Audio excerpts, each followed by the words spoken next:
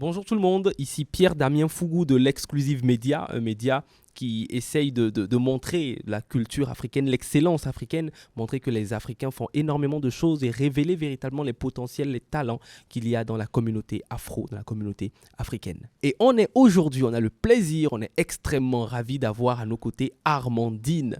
Armandine qui est une entrepreneuse, nous allons parler d'elle, d'Armandine, de son projet qui est un outil très intéressant pour les étudiants et pas que, mais pour les personnes, pour toutes les personnes qui ont un souci locatif, on va le dire comme ça. De toute façon, Armandine, je te laisserai nous préciser plus de détails.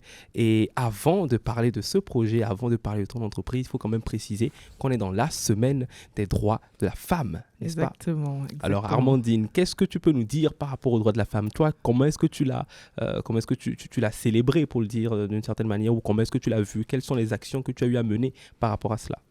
Alors, tout d'abord, bonjour et merci à Pierre pour ces gentils mots sur ma personne.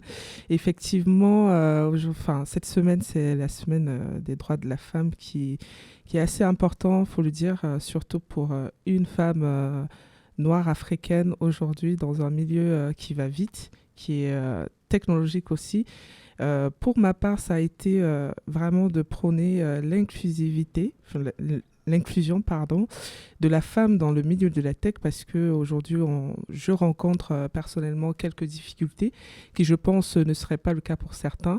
Mais aujourd'hui, c'est surtout de dire qu'on a le droit de pouvoir aussi faire partie de ce monde, parce qu'on a des choses à apporter, on a une vision des choses qui pourraient être utiles au monde de demain. Donc c'est comme ça que nous, on a voulu célébrer cette femme aujourd'hui africaine, et surtout dans le milieu de la tech.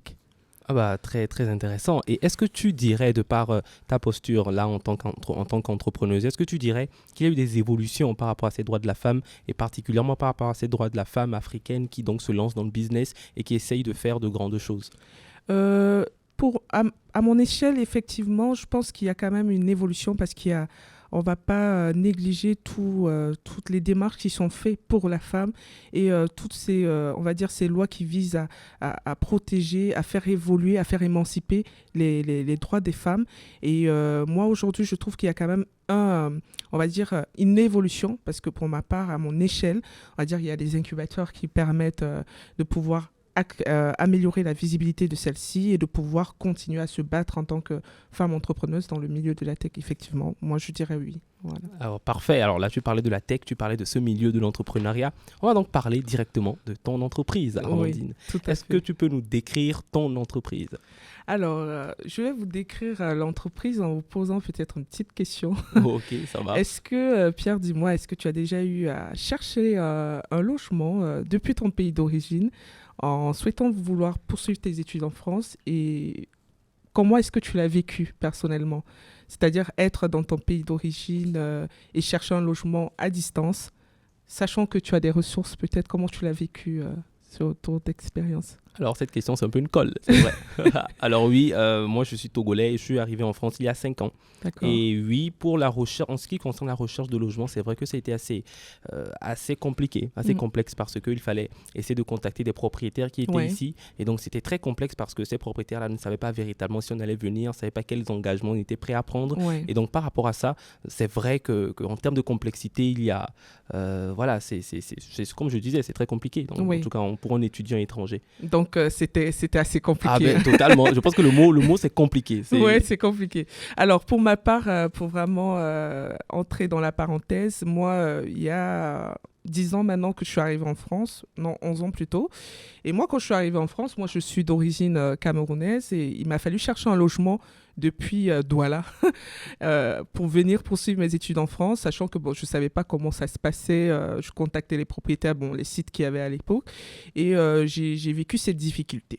Après, je me suis dit peut-être, c'est assez compliqué à distance. Sauf que quand je suis venue en France, il y a de cela 6 ans, lorsque je quittais mon logement Crous, comme à peu près tous les étudiants après quelques années, je me suis retrouvée à chercher un appartement un peu plus grand, et j'avais des ressources parce que j'étais sous couvert, j'étais prise en charge par mes parents, je travaillais à côté.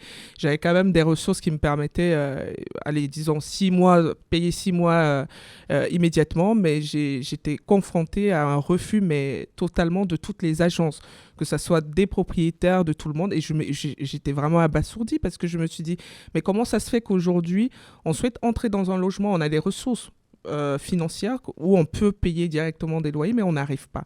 C'est-à-dire, tu avais l'argent pour payer 6 mois de loyer, ah oui, même tout plus, à fait. mais Même ce n'était plus. pas possible. C'était pas possible parce Ok. que le propriétaire, soit il avait peur, il se disait non, il n'a pas le droit, ou alors les agences ne l'entendaient pas parce qu'il fallait forcément le garant sur le territoire.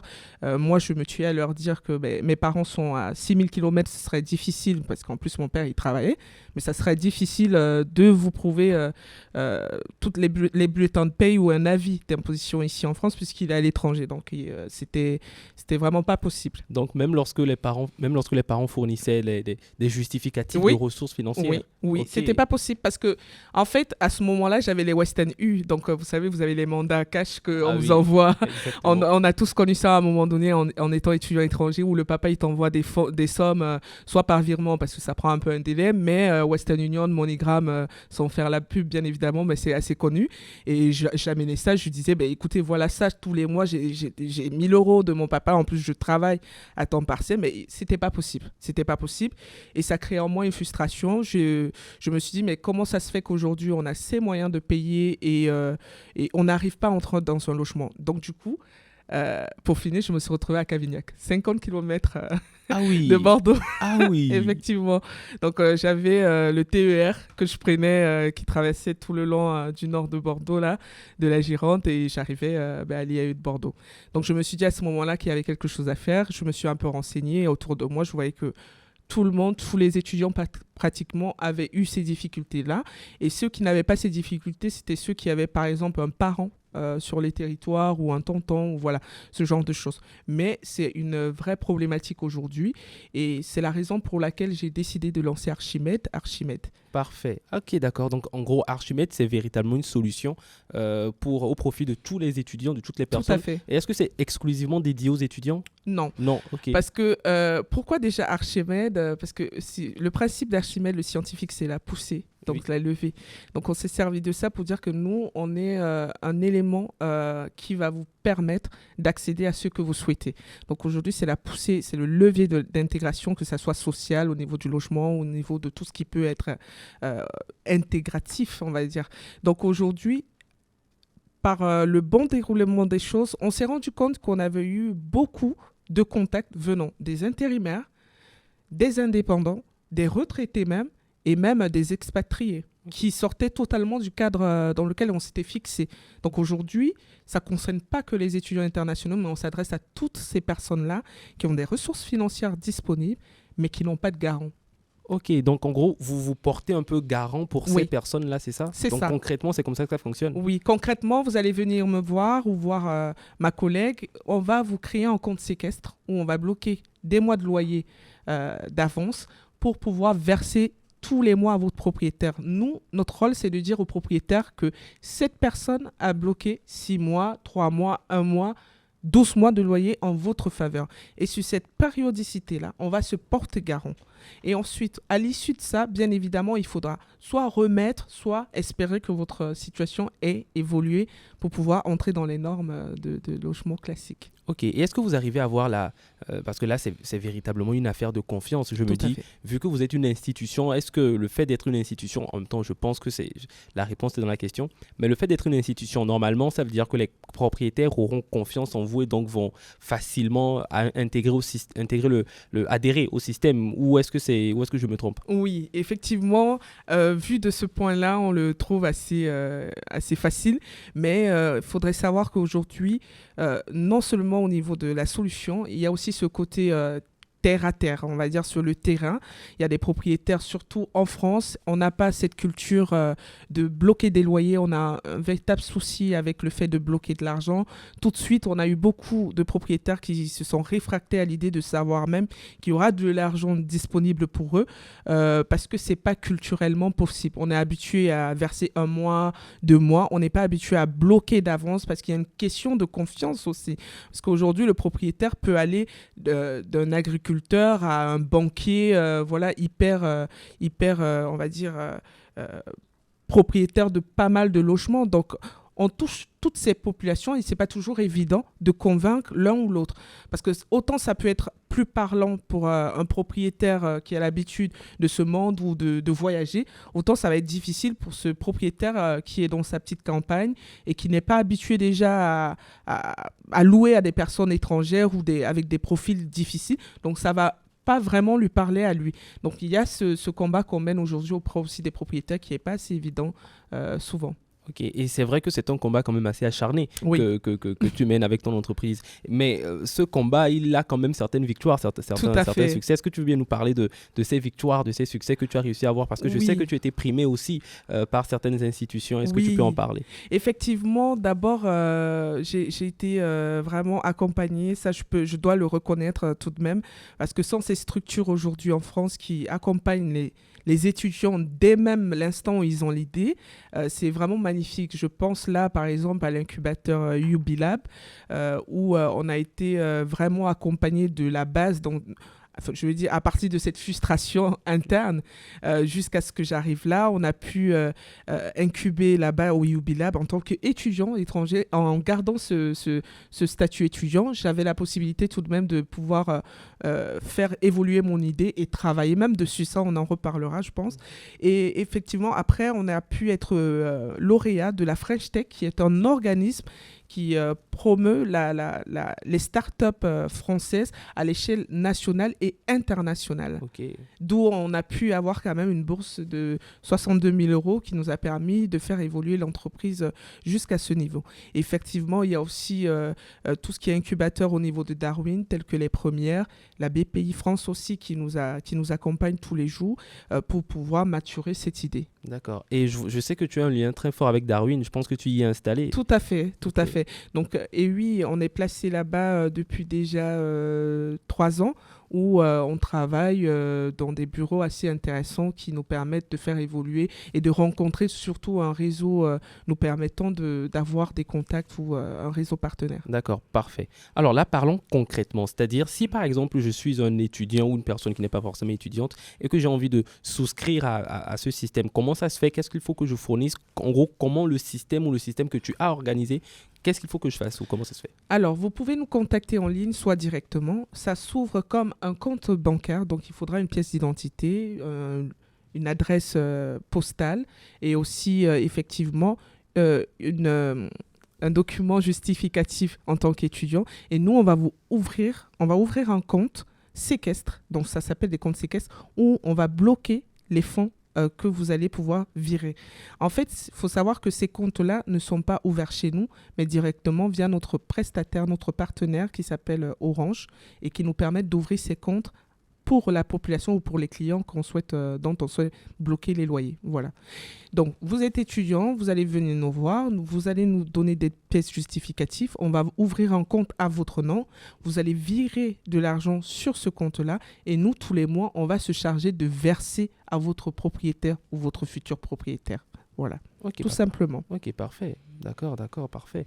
Il y a beaucoup de choses à dire par rapport à cela. Et alors là, sur l'aspect locatif, c'est vrai que c'est très intéressant, mais apparemment, vous, dans votre entreprise, dans ton entreprise, vous ne faites pas uniquement du locatif. Non. Tu parlais également tantôt d'un accompagnement. Est-ce que tu peux plus déployer cela? Alors, effectivement, en dehors de ça, on a un service annexe qui s'applique, c'est de l'accompagnement tout simplement pour ces étudiants-là qui sont à l'étranger, qui souhaitent venir en France déjà, et pour ceux qui sont déjà installés. C'est-à-dire qu'aujourd'hui, vous avez un projet d'études en France. Nous, on va vous accompagner sur l'aspect académique et vraiment de manière procédurale, oui, qui va permettre en sorte qu'on va vous aider à trouver des établissements en fonction de votre projet académique, vous aider, justement, on parlait de codes tout à l'heure, vous aider à vous imprégner des codes françaises pour pouvoir optimiser votre dossier académique, qui, je pense, est aussi important parce que on est tous, on va dire, diplômés, on a tous un parcours,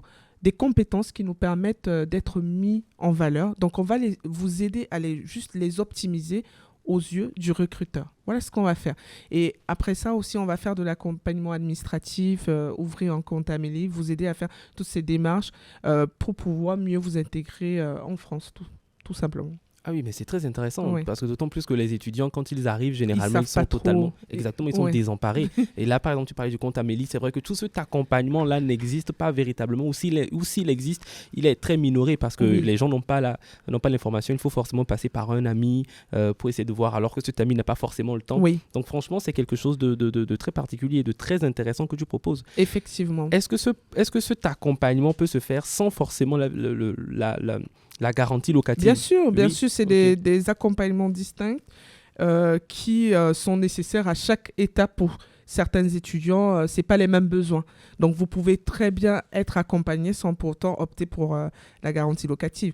Parce que ce qu'il faut aussi savoir avec cette garantie, c'est qu'à un moment, de toute façon, vous y serez confronté en tant qu'étudiant parce que notre solution permet aussi de sécuriser, parce qu'il n'y a pas que des propriétaires honnêtes, il y a aussi des propriétaires, des marchands de sommeil. Ah Nous, oui. on va vous permettre de sécuriser votre logement tout en vérifiant que l'adresse elle est bonne et aussi les fonds, parce qu'il y a certains propriétaires qui vont vous demander d'envoyer des fonds alors que vous ne les connaissez pas, vous ne savez pas comment ça se passe, mais dans le stress, dans, on va dire, le délai Oui, parce qu'on se hâte imparti, trop. voilà, pour faire la demande de visa, vous allez envoyer.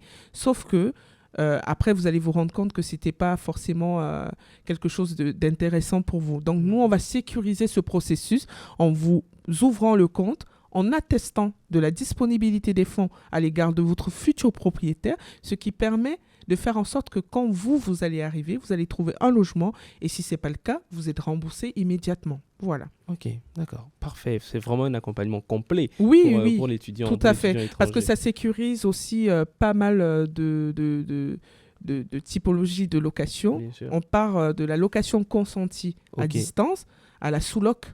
Par exemple, vous êtes alternant, vous devez voyager dans plusieurs villes, dans une ville, et les 2 semaines que vous êtes là, vous avez besoin peut-être d'optimiser. Nous, on va sécuriser pour des personnes qui vont se déplacer pour une période bien limitée. Voilà. Donc, on va sécuriser ces loyers. D'accord, parfait. Alors, très intéressant, très Ouais. intéressant. Donc là, je pense en tout cas que les personnes qui nous écoutent ont beaucoup appris par rapport à Archimède, par rapport aux services aux services qu'octroie Archimède, des services locatifs, mais également les services d'accompagnement des étudiants C'est ça. étrangers afin de mieux s'intégrer, afin, comme tu le disais, afin d'avoir les codes, pour le dire comme ça, les codes de cet espace-là, de cet environnement qui leur est totalement étranger. Alors, là, c'est bien de parler de ton entreprise, mais comme on dit, derrière une entreprise, il y a une entrepreneuse. Et C'est ça. dans une entrepreneuse, il y a une personnalité, Oui. il y a un parcours, il y a tout cela. Et Oui. ça, c'est quelque chose également qui intéresse. Parce qu'il ne faut pas oublier que dès lors qu'on parle de cela, dès lors qu'on parle d'une certaine activité, c'est toujours voir le parcours qui permet le fait de voir le parcours de cette personne-là, de la personne qui a monté l'activité, permet de se dire que on peut le faire aussi. Donc, je sais que ton parcours est extrêmement intéressant. C'est la raison pour laquelle je palpite à l'idée de te poser la question. Est-ce que tu peux nous raconter ton parcours? Alors, intéressant, je ne sais pas, moi, des fois, je le trouve ennuyeux. Ah il est intéressant, ne t'inquiète pas. Bon, effectivement, moi, j'ai eu un parcours, on va dire, entre griffes atypique parce que moi, je viens d'une formation anglo-saxonne parce que moi, j'ai eu un DCE A-level, donc j'ai vraiment un background. C'est quoi un DCE? Alors, c'est le bac, c'est Ok. l'équivalence. Donc, pendant que, bac ES, nous, on est plutôt DCE A-level, donc c'est advanced level. C'est classe comme... Ouais, ça peut faire classe, effectivement. Donc, j'ai ce background anglo-saxon.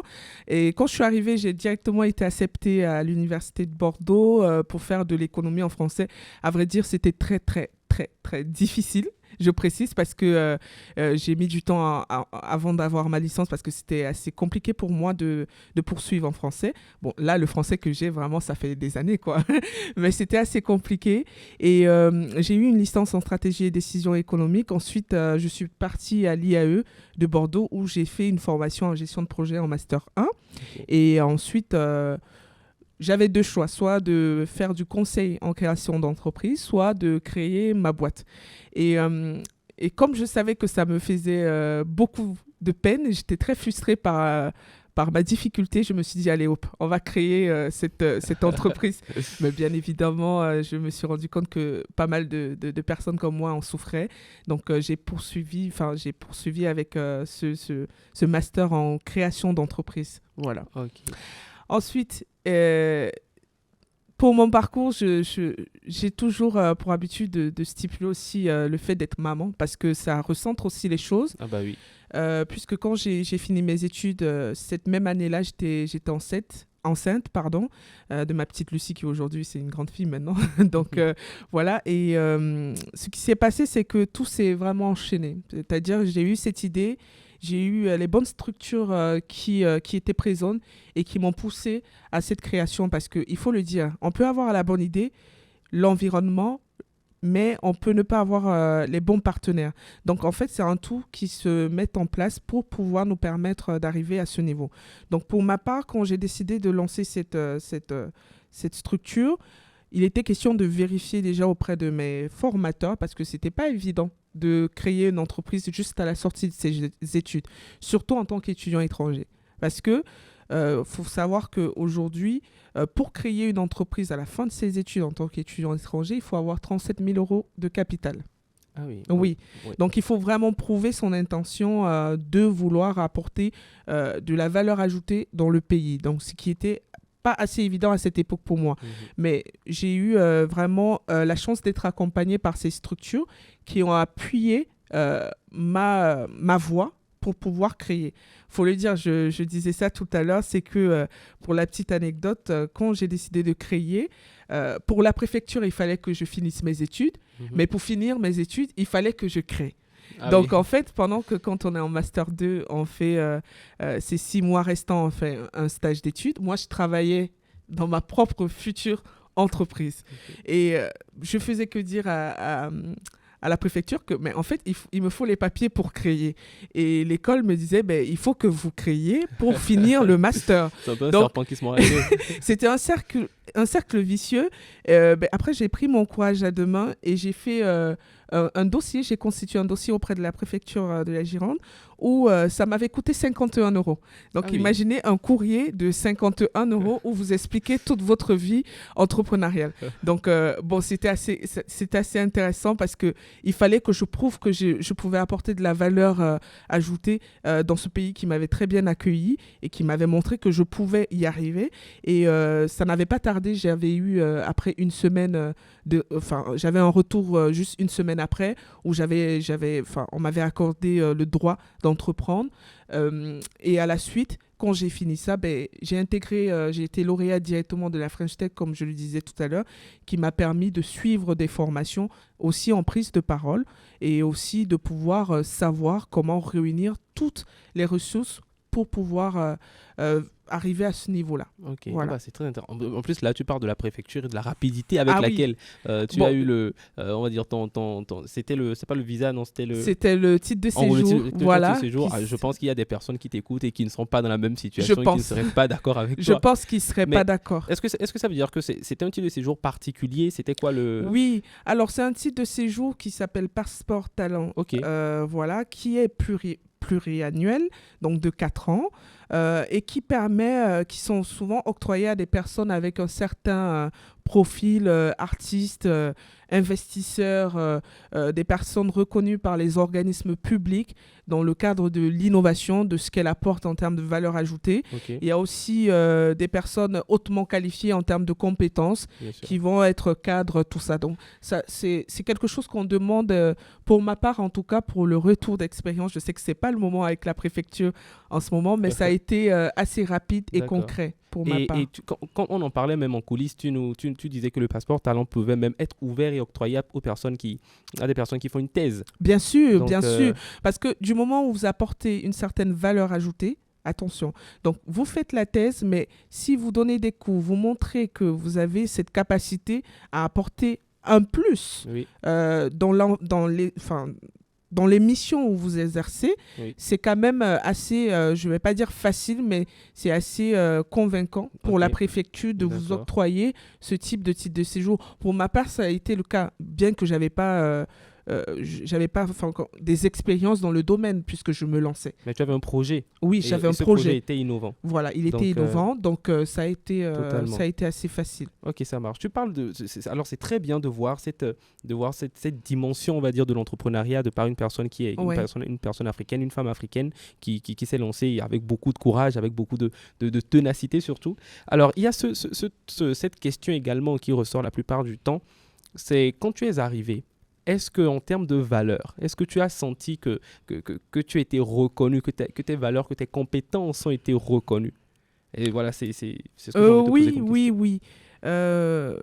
Pour ma part, ça a été reconnu. Okay. J'ai très vite senti la valeur ajoutée que je pouvais apporter au sein de mon environnement, donc en France ici, parce que déjà quand j'étais sortie de mes études, j'ai tout de suite été acceptée par l'université de Bordeaux, je pense pour mon profil aussi anglo-saxon, et au fil du temps, j'ai toujours senti cette valorisation personnelle au niveau de ce que je pouvais apporter. Il faut dire qu'aujourd'hui quand même, on a cette capacité quand même à retrouver des ressources qui nous permettent à nous conforter dans la voie qu'on choisit. Et ça, c'est pas donné à tout environnement, malheureusement. Moi, j'avais cette sensation d'être toujours mis en valeur parce que non seulement j'étais aussi, je viens d'une autre contrée, je suis africaine, donc ça se sait, ça se voit, mais on accepte ça et on met en valeur le plus que je peux apporter. Parce qu'aujourd'hui, l'entreprise, pour moi, que j'ai mis en place, c'est pour des personnes rencontrant une certaine difficulté. Oui. Et au fil du temps, on voit aussi que finalement, il y a quand même aussi des personnes qui vivent cette situation. Donc, c'est cette capacité à apporter quelque chose de différent, mais qui peut nous unir. Donc, moi, je l'ai senti et je le sens toujours. Ok, voilà. D'accord. En gros, c'est véritablement parce que tu as réussi à montrer que tu avais une certaine valeur, des compétences que tu allais mettre au profit de cet environnement-là. Oui. Et aussi de ta communauté, parce que ton entreprise est aussi tournée. Surtout et principalement tournée vers ta communauté. Parce qu'effectivement, moi, sans exclure, bien évidemment, les autres communautés. Oui, sans exclure les autres personnes, bien sûr. Moi, j'ai toujours senti ça et je me suis toujours dit que si aujourd'hui je suis arrivée en France en tant qu'étudiante étrangère, c'est parce que j'avais des compétences qui m'a valu d'être ici. Ce qui fait en sorte que à chaque fois que je me lève, je me dis j'ai quelque chose à apporter à cet environnement-là, de par ma culture qui est différente, mais aussi on peut se retrouver dans cette différence-là. Parce qu'au final, il y a des personnes qui nous contactent dont on n'avait pas forcément eu idée qu'ils pouvaient rencontrer ces difficultés. Donc au final, on se sent valorisé, il faut juste creuser. C'est très beau ce que tu dis, quand tu dis par exemple que là, que tu savais que tu avais une compétence et surtout qu'on a cette compétence-là parce que j'ai l'impression en tout cas qu'il y a des personnes qui viennent ici mais qui minimisent ou qui minorent leur parcours, qui minorent surtout la compétence ou les compétences que ces personnes, qu'elles ont réussi à avoir de par leur parcours. Oui. Qu'est-ce que tu peux leur dire à ces personnes-là? Alors moi je peux dire aux personnes, parce qu'il y a deux choses, il y a le côté où on va minoriser ça. Et on ne va pas se rappeler, je préfère dire ça, parce que quand on est accepté, il faut quand même savoir qu'on a 1 an de démarche administrative, académique, où on doit prouver qu'on sera bien à notre place. Bien souvent, quand on arrive, on perd cette notion-là, du fait qu'on arrive quand même parce qu'on a été choisi, parce qu'on a prouvé les compétences qu'on avait. Mais il ne faut pas aussi oublier qu'on doit aussi faire avec ce qu'on trouve.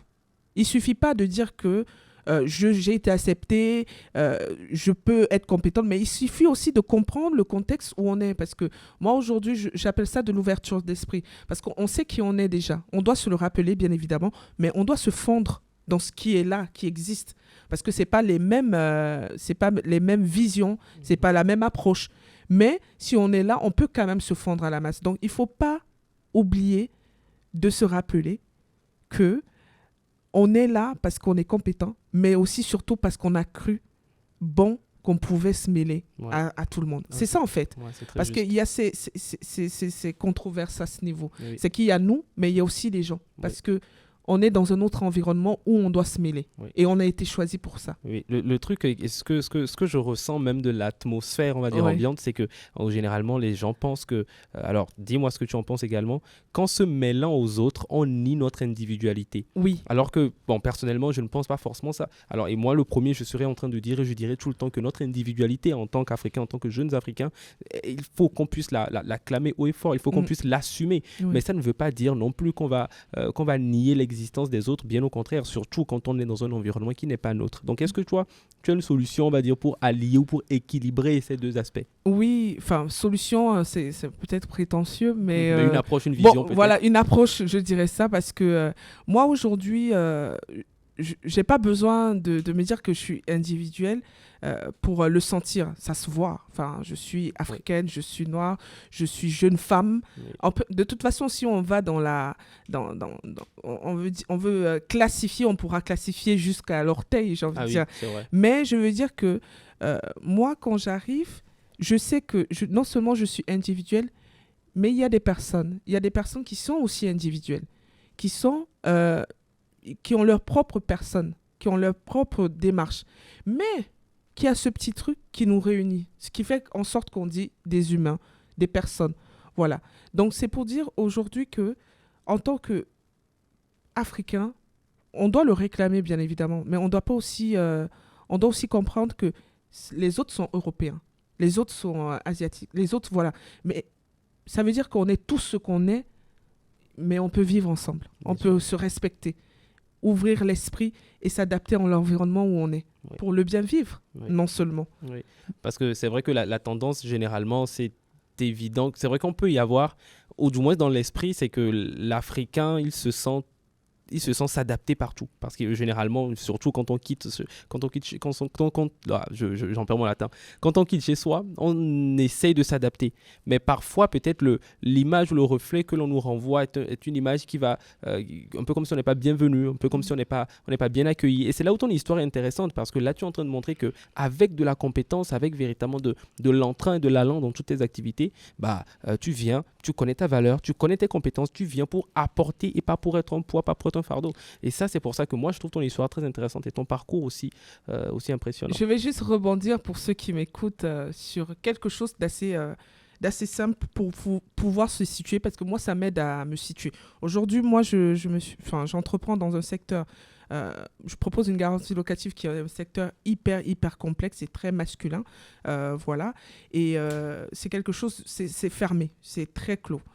Et des fois, je rencontre des propriétaires où je leur propose une solution de garantie locative en leur disant que je vais bloquer de l'argent pour leur compte. Des fois, j'ai des retours peut-être même discriminants ou même où ils dénigrent. Mais en fait, ça ne me choque pas plus que ça. Je me dis à chaque fois que, imaginons-nous à Douala, dans un fin fond du village où on a un monsieur blanc qui vient nous dire que excusez-moi, je lance une solution de garantie locative pour bloquer votre argent et tout. Et tout de suite, on voit le comparatif. Ouais. On se sent comme ça parce qu'on ne veut pas aussi se mettre à la place des autres. Parce qu'au final, on est quand même étranger et c'est pas méchant, c'est pas mauvais. On est vraiment des étrangers.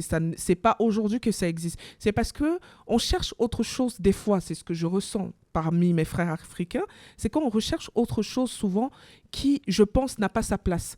On peut tout de suite être subjugué ou étonné de la différence de l'autre sans pour autant avoir une arrière-pensée. Ouais. Parce que moi, quand je vois un propriétaire qui s'offusque, je ne suis pas contrainte parce que je me dis, si on était aussi dans mon village et qu'un monsieur blanc ou un monsieur asiatique qui arrive et qui dit je vais garder votre argent, mais forcément, je pense que même ma grand-mère, elle prendrait l'appel pour dire mais qu'est-ce qui se passe? Donc, en fait, c'est pour dire qu'il faut qu'on puisse aussi changer de démarche et attendre autre chose que ça, comprendre que les gens peuvent avoir du mal ou pas, mais c'est pas tout le monde qui est comme ça. Ouais. Moi, j'ai des personnes magnifiques qui m'entourent tous les jours et qui, je pense même pas souvent, ils se disent que je suis africain ou même asiatique. Ils voient juste Armandine, c'est tout. Ah oui, ça c'est voilà. Beau. Il faudrait que beaucoup de personnes prenez la mesure avec ça et dites-vous si je suis dans mon village et qu'on me fait ça, est-ce que j'accepterais? Je comprends.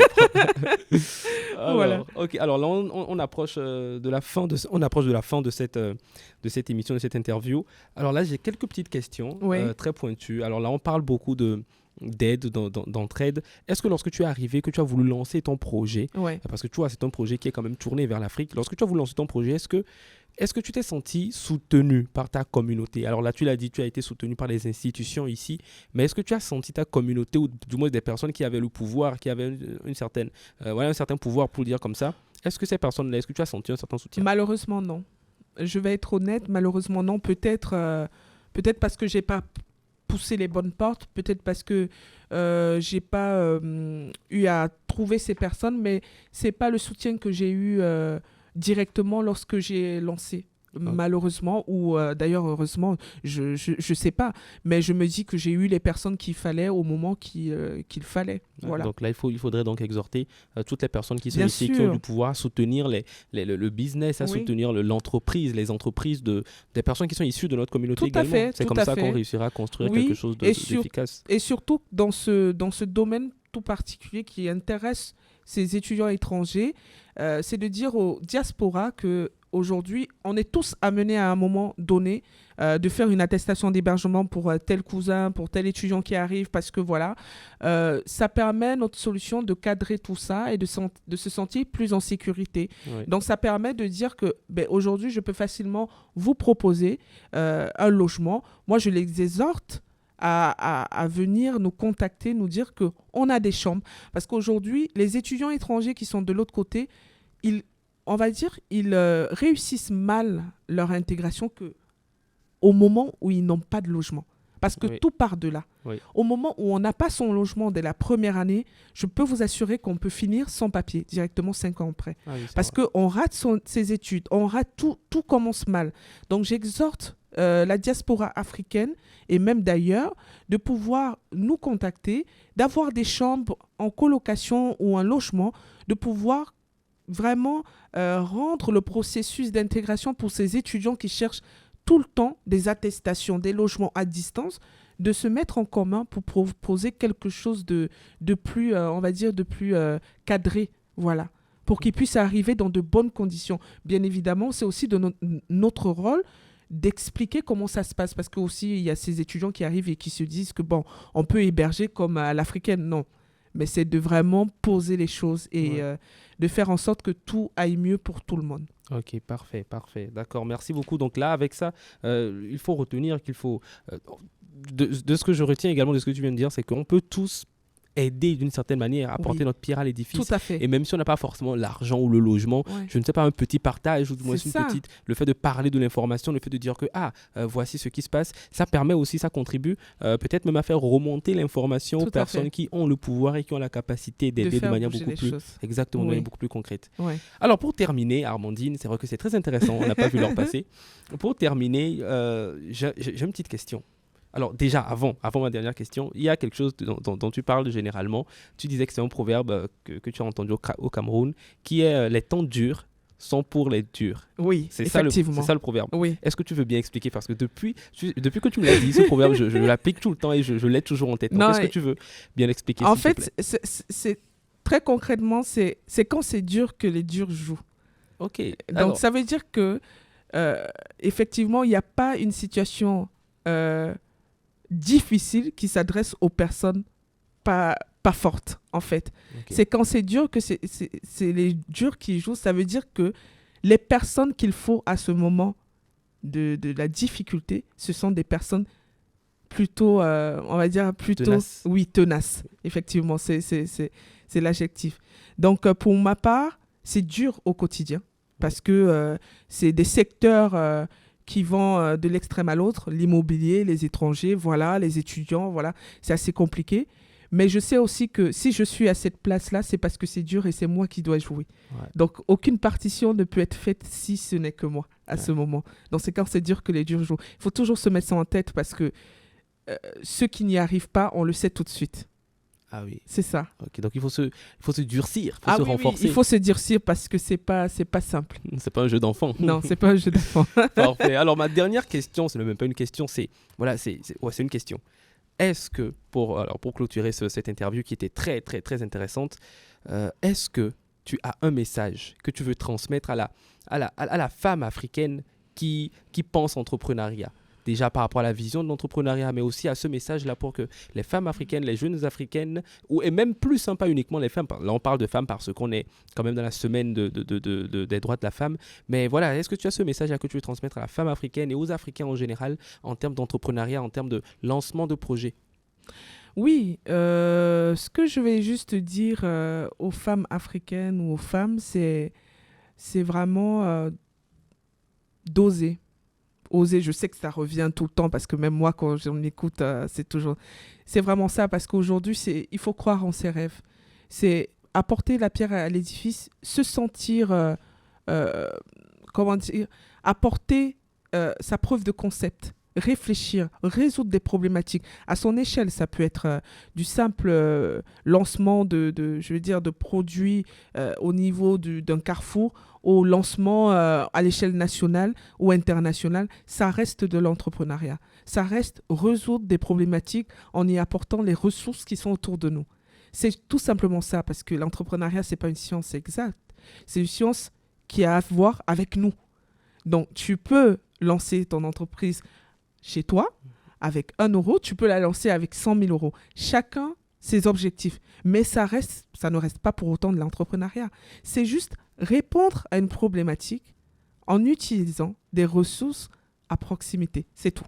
Donc, moi, je dirais oser résolver des problématiques et faites en sorte que vous inspirez davantage les autres femmes, parce que c'est aussi ça. On nous regarde. Moi, j'ai une petite fille et chaque matin, je me demande si j'ai un souci, qu'est-ce que je voudrais qu'elle retienne. Parce que c'est pas facile, c'est dur. Ouais. Et il faut des durs pour jouer. Ouais. Ok, c'est ça que je pourrais transmettre aux femmes de se poser cette question surtout. Est-ce que quand je partirai, quel message je voudrais qu'on garde de moi? Ouais, en tout cas, j'espère que tu partiras pas de sitôt déjà. J'espère aussi.